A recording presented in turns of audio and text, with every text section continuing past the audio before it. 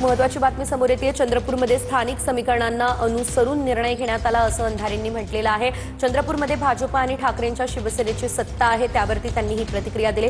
चंद्रपूरमधली परिस्थिती उद्धव ठाकरेंना सांगूनच ठरवण्यात आली आहे, त्यानंतरच निर्णय घेण्यात आला असंही अंधारे म्हणाल्या।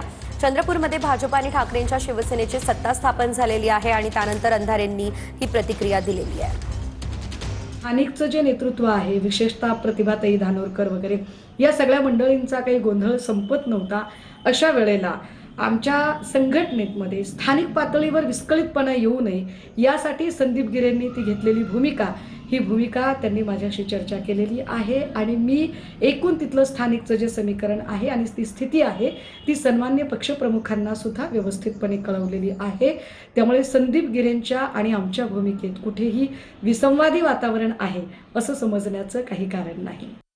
भागात त्यांनी विकत घेतलंय हे देखील लपल्याने घोडेबाजार झालेलाच आहे आणि अशा या भारतीय जनता पक्षाची थेट लढाईमध्ये आमच्यासोबत वंचित बहुजन आघाडी असायलाच हवी होती, हे मात्र खरे।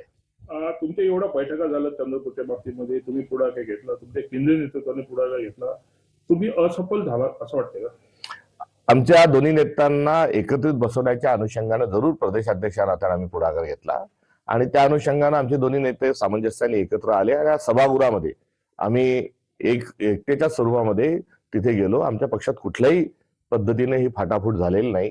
जी काही झाली आहे ती उभाटा हे थेट स्वरूपामध्ये भारतीय जनता पक्षासोबत गेली।